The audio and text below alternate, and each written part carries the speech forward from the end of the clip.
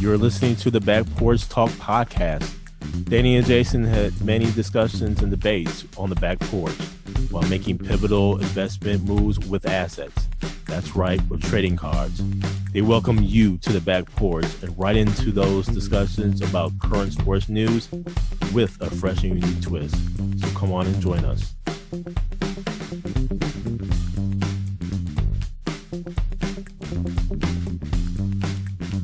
Welcome to the Back Porch Talk podcast. I'm your co-host, Jason. Your co-host, Danny. Fans, we got a full show for you today. First and only, NFL playoffs.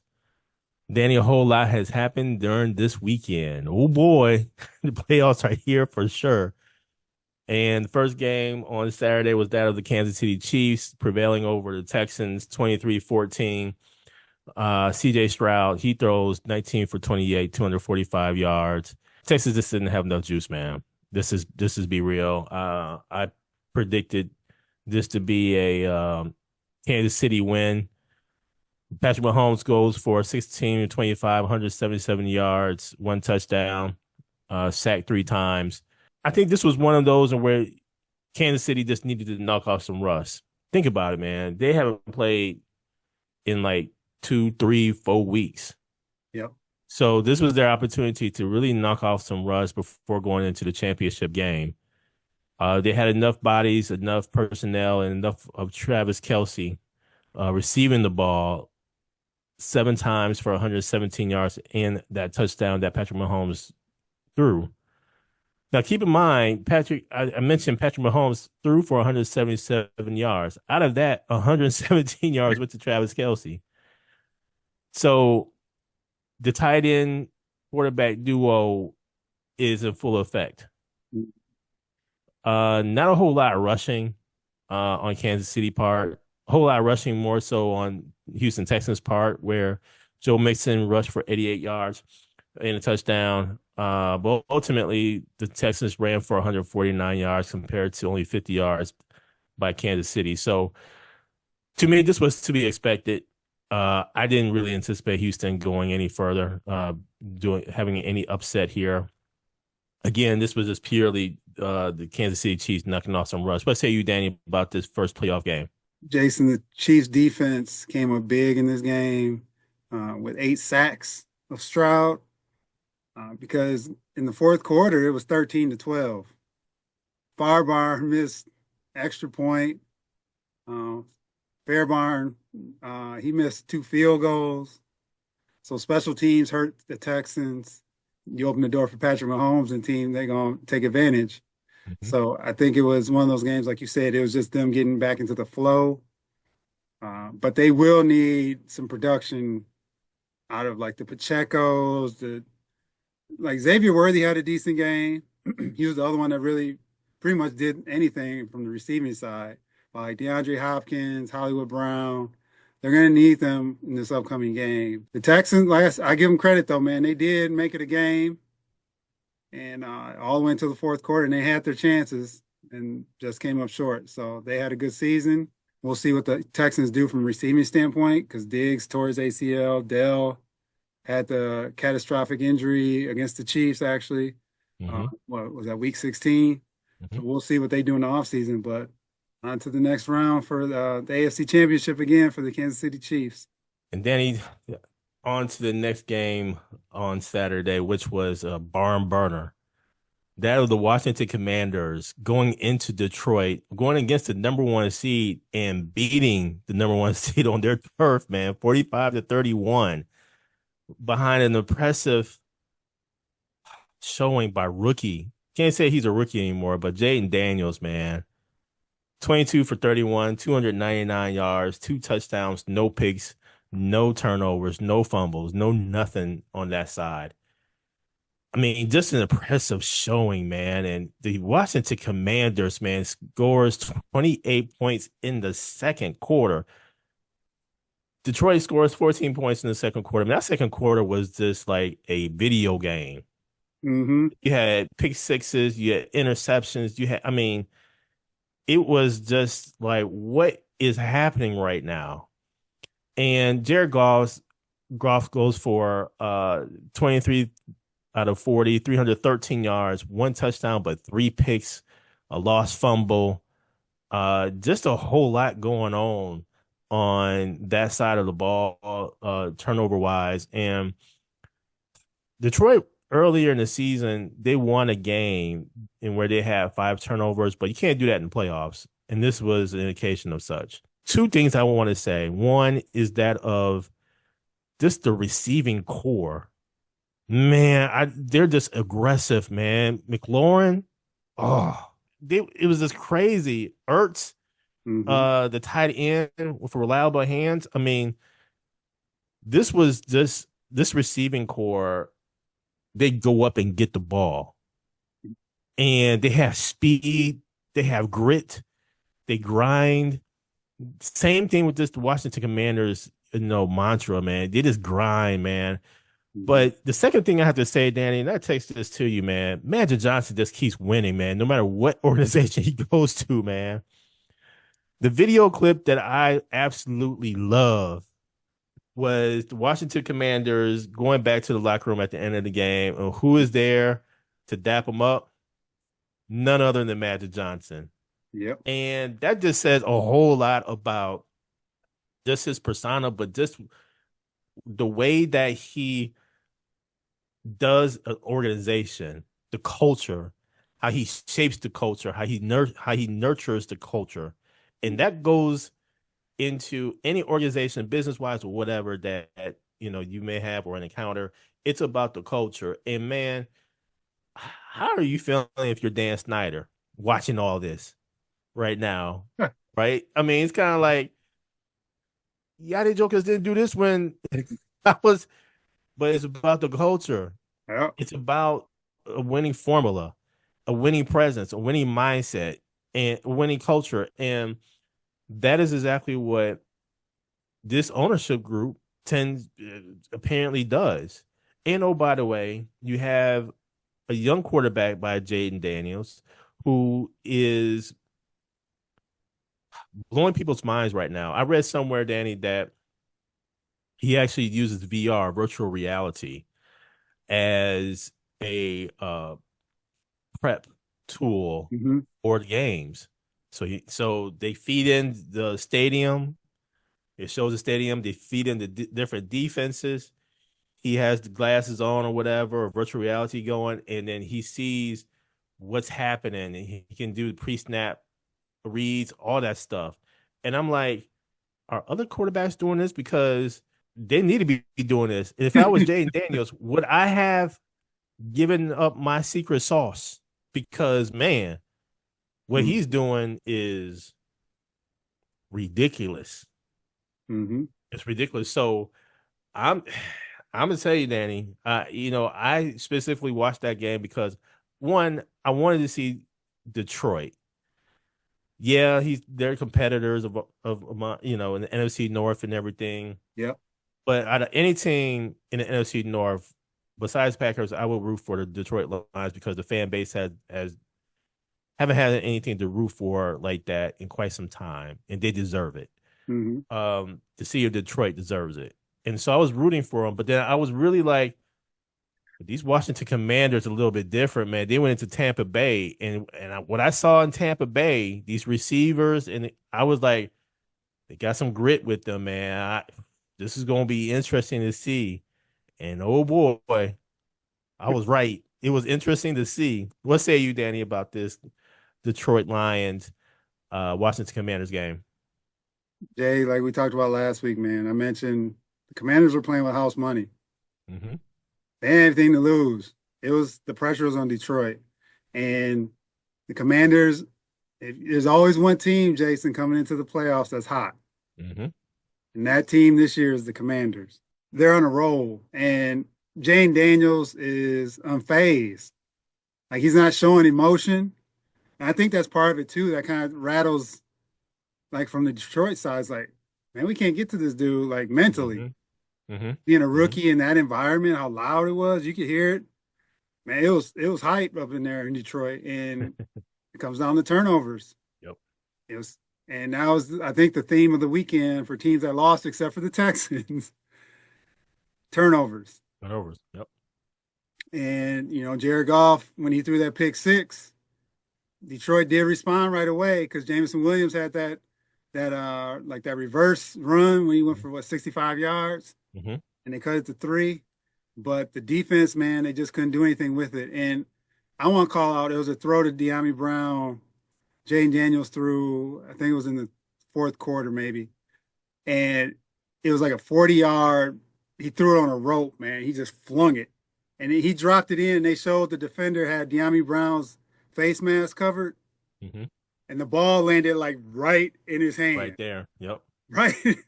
And I was like, wow. That that throw right there was insane. And I know everyone this week is going to be riding on the Commanders, especially we'll get to the Eagles in a minute. But they just got to take it in stride, and I think they will. I just hope they don't, lose that steam going to that Philly game because I want to see another game like this weekend where it's back and forth, competitive. It won't be the same because they're not indoors. So that was Right. another thing too. Mm-hmm. All the games were outdoors and it was freezing out except for this Mm-hmm. game. Tough L for the Lions, man. Gibbs had 2 touchdowns. He had a great game, over 100 yards. Amon-Ra had 137 yards receiving. And we just found out today that Detroit's offensive coordinator is headed to the Bears to be the head coach, Ben Johnson. So there's going to be a lot of changes in the offseason with Detroit. And I'm curious, a lot of these guys are, they signed, Mm-hmm. or Gibbs is on a rookie contract. So I ain't got to worry about that. But now can they get some pieces in on the defensive side of the ball? Because that's where they got destroyed. Mm-hmm. And they were just banged up. Two heartbreaking losses for them in the last 2 years in the Yeah. playoffs. Yeah. So we'll Yeah. see how And they respond. do you feel that Detroit's window has closed to get to I, the Super Bowl? I say no. And the reason I say that is usually in these type of situations, it is a yes. But I just look at the NFC and there's not a dominant team that's standing out right now. And they have pretty much everyone coming back. I know there's going to be some free agents, right? Some moves and things, but they at their core, the only person I worry about is Jared Goff Mm-hmm. because he's done this in big games before. He has made it to the Super Bowl, so he has that, experience, but they needed him to come up big, and he came up real small for them this week. Yeah. So I think they still have a shot because you look at all the other teams in the NFC, there's not a dominating team right now. It's not like, What about the Eagles? well, they almost tricked it off. We'll talk about that in a Don't talk minute. about it. Gotcha. Yeah, because I look at with the Eagles, yeah, they are dominating, but from a head coaching perspective, some of their coaching decisions, Mm-hmm. you kind of question. Saquon's gonna be a year older. Who's to say, man? Running backs, But, they get older. He's had a lot of touches, so but you here's the never thing, know. that O line though is wicked. It is wicked, but You we'll see know. this weekend, man. If they Yeah. Yeah. I'm saying Philly's good, but I'm saying the whole NFC as a whole, though. Mm-hmm. Mm-hmm. Okay, I'll give you the Eagles, but what other team is like head and shoulders like tough?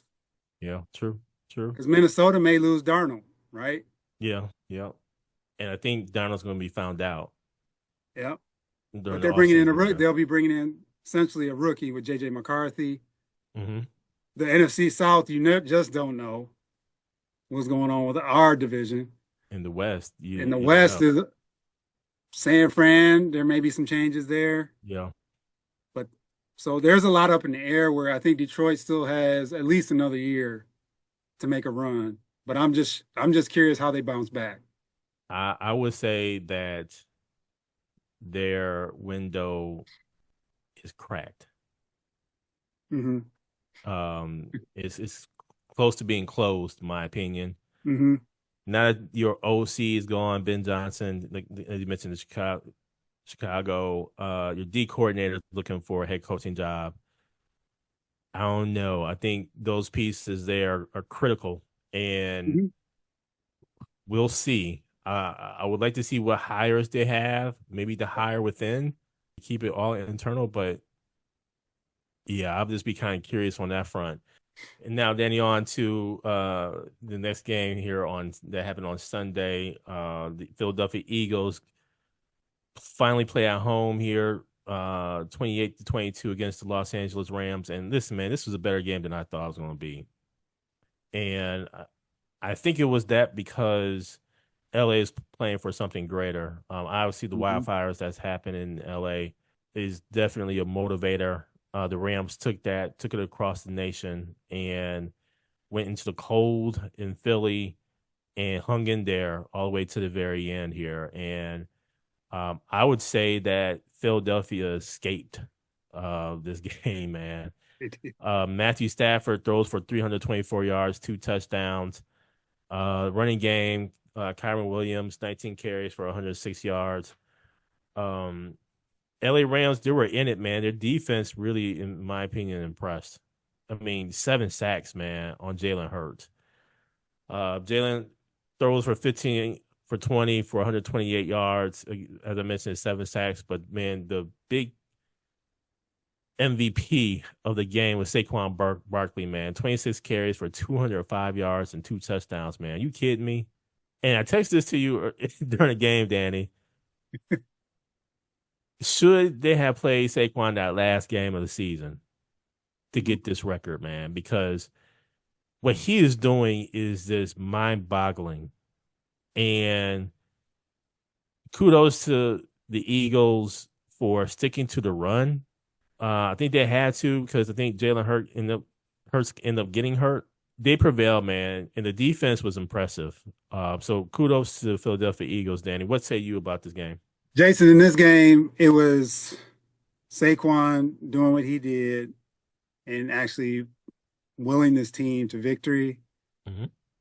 Jalen Hurts, 15 for 20, 128, took some bad sacks, I thought, in this game. One was Yeah, a safety. yeah. That safety, though, man, he didn't have any time. He didn't have any That time, dude was right in his face. man. He didn't have There's any nothing he could time, do man. there. So I'll Just let him hold on to fly the for that. ball. Yeah, but he got sacked a couple times out of field goal range. It was snowing, and Jake Elliott hit some key field goals in this game. He did miss some extra points, Mm-hmm. which almost came back to bite him in the end. Yep. But yeah, Saquon had a great game. AJ Brown is tough, man. He had because Jalen Hurts was what I think 13 for 13 or something like that without throwing to and everything else. He threw to AJ Brown. Mm-hmm. Those were his incompletions, and one could have been a touchdown that he just dropped. So, but the conditions were tough, so I'll give him the benefit of the doubt there. Jalen Carter won the game for the Philadelphia Eagles at the end, where he sacked Stafford going up the Yep. middle on that third down play, which was huge because I thought the Rams were going to win too. Because when You're they right went and there. scored and made it You're right there. 28-22 and they got the ball back and they were driving and Yeah, Puka Nacua made that crazy catch, you're right there. they were right there in the red zone. So, yeah, Philly did escape. Uh, Great showing by the Rams because the West Coast team coming into the East Coast, the weather, all the elements. They could have just folded, but they put up Mm-hmm. a great game. And I think looking at the Rams in the offseason, what does Stafford do? Does Stafford stay around? Does he retire? What does he do? Because you remember, Jay, at one point in the season, they were 1-4, and they were talking about trading Cooper Kupp. They're talking No, I'm about talking about blowing it up. Yeah. blowing it up. And then, they went on this run. Cooper Kupp is not the same. He's slowing down, but Puka Nacua and Kyron Williams came to play. Higbee had a good game. Mm-hmm. So what does Stafford do? Because I think that's huge in this offseason for them. Because if he retires, what are they going to do at quarterback? It ain't Jimmy Garoppolo. Nah, I think they would go somewhere in free agency or think about a draft. Mm-hmm. Um, that's a good question, man. That's a good question, but Stafford is still throwing his rock, man. He is still spinning his ball, man. 324 yards. You kidding me? And it's not like he moves. He can't move. He's No, you know he's in the pocket. I And don't know what you you do playing the there. Eagles and they're coming right in your grill all day long. He had a great game for that, man. Yeah, he did. He did. And their O line is pretty decent, man. So, Hmm. but if I'm the Rams, I think you look at this game and you tell yourself, we were in this game. We could have won this game Hmm. with the pieces that we have in the elements. Yep. Maybe there's this a move here and there, and maybe some more depth, and we may have it. I Hmm. mean, LA is not a That bad place defensive to be. line, Jason, is wicked on the Rams side. Verse. Exactly. I think if I'm Stafford, I'm staying. I'm playing one more year, Hmm. just because I see that, and I'm telling myself, had we had a home game, Yeah. another home game, possibly not in LA because of all that's happening, but somewhere else, I think we could get them. Hmm. And LA Rams, they're a type of franchise that has experience going into the postseason and going deep. Yep. So their executive office, their front office, they're prepared for that because they're used to it. Hmm. So I think I would go for another year, man. There's no telling what can happen. And Danny, the final game of the playoff weekend was that of the Baltimore Ravens going into Buffalo, where Buffalo wins 27-25. This game was loaded with just a whole lot, man. This had a whole lot. Lamar Jackson goes 18 for 25, 254 yards, two touchdowns, an interception, and also a fumble. That proved to be really crucial. Derrick Henry only runs the ball 16 times for 84 yards, gets a touchdown. Josh Allen, 16 for 22, only 127 yards, really manages the game. Danny, there's a whole lot to be said about this game, man. I'll just start off by saying I feel bad for the tight end, man, Mark Andrews. Hmm. He had 5 catches, 61 yards. He had a fumble, a critical fumble. He had a critical drop pass in the end zone for a 2-point conversion, which would have tied it, sent to overtime. But some would ask the question, whose fault is it? Is it Lamar Jackson's fault? Is it Andrews' fault? Uh, I'll say this, man. It's a team effort. I mean, there were some drop passes out there. Derrick Henry dropped the pass in the first quarter, wide open, but the play right after that, Baltimore Ravens did complete a very long pass. So I know people were talking about the drops and everything. To me, that drop by Derrick Henry was saved by the long pass conversion of the very next play.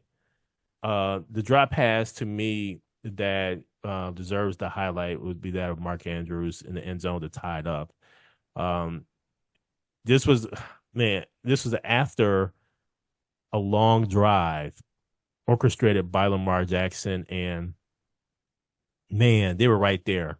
They were right there.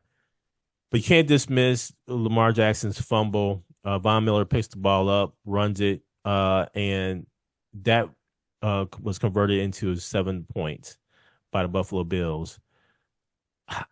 I actually picked Baltimore to win this, man. I thought they had enough muscle. I thought they learned the lessons from years past.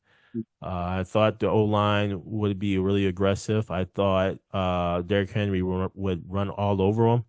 That wasn't the case. I think Baltimore got in their own way. They went away from Derrick Henry running the ball, but you got to give credit to Buffalo Bills for stuffing Derrick Henry early on, discouraging them to continue to run the ball. But I think you find other opportunities to give Derrick Henry the ball. I Yep. know he dropped the pass initially in the first quarter, but man, you still got to feed Monster, man. You got to feed the beast, and they just fed him periodically. I think they woke up during halftime, giving the ball in the second half a little bit, but went away from it. So a whole lot of blame to go around, man. This is another offseason that the Baltimore Ravens have to think about it. And just as I asked about the Detroit Lions, Danny, is this window closing for the Baltimore Ravens? What say you about this game? I'll get to your question in a minute. Just a couple things, Jay. couple key plays. Andrews had another key drop in was that the first or second quarter, that if he catches that ball, because the play right after, that's when Lamar fumbled. Mm-hmm. So you just don't know, right? He catches the ball, things may, fall differently from that perspective. Great game. Buffalo did what they had to do. Josh Allen didn't force anything in this game. He had the 2 rushing touchdowns. Right. And it was, they controlled the game. And you hear people, because there was 1:30 left when Mark Andrews dropped that 2-point conversion, right? And it was like, well, Josh Allen and team were going to go down and possibly score, which they could have, right? But if you remember, Tyler Bass shanked that field goal against the Kansas City Chiefs in a similar situation. So there was no guarantee that they're going to win the game. So you just wanted Mark Andrews to catch the ball because you wanted to see what could happen. Yeah. And it's tough, man, because he had a tough start to the year. He came back around. And to another thing, man, you got to look at who Lamar was throwing to yesterday. He didn't have Zay Flowers. Bateman got hurt. So for him to pull that off at the end with Anthony Miller and a couple other guys that, are household names, was even more impressive. So Isaiah Likely had a great game, 4 catches for 73 and a touchdown. It was just tough because, not necessarily because I picked Baltimore and I wanted to see Baltimore win, but you just wanted to see what would have happened after that. If it would have went to OT and everything. And yeah, because Derek, and then too with Derrick Henry, yeah, man, it was a little too late. Yeah. And as far as the window closing with the team they have, and I think they need some help on the defensive side of the ball. And they need a receiver because Lamar was throwing the ball better this year. He was doing, besides the interception, he did drop a couple dimes. Oh, yeah. Especially in the last drive. Yeah, man. The last drive, I think he has to get more props for that last drive. Because, man, what he did was impressive that last drive. Yeah. And he acknowledged too, man, he took full blame because he did put them in the hole, right? But the second half they got it together and just came up short. I think their window's open. John Harbaugh is in that same vein as Mike Tomlin. So they get there, but he's not getting over the hump. And I think they have the team to do it.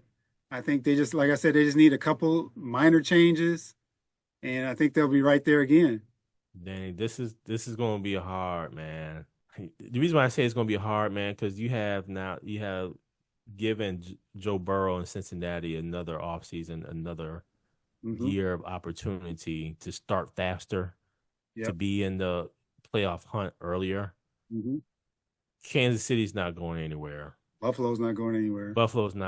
I think Buffalo's going to get even better. You got some teams in the AFC that this is going to be tough for Baltimore. I think Pittsburgh will come on. I think their window is still open, though. How many more times can you say that? Danny, real quickly, next week is the big games. Who you got, real quickly? I'm going Philly, Kansas City. I'm going Kansas City. I might go Philly. Yeah. That Commanders, I don't know. That's going to be an interesting game. We'll see. But it's pending Jalen Hurts. Because Jalen Hurts with the injury, he's saying playing, but fans join the channel. Thank you. Thank you for joining us at Back Porch Talk Podcast. You can also join us on Twitter by tweeting us at @back_podcast. For more information, you can go to our website, which is backporchtalkpodcast.com. You can also email us at backporchtalkpodcast@gmail.com. Again, thank you for joining us, and remember that there's enough hate in the world, so go ahead and spread a little love.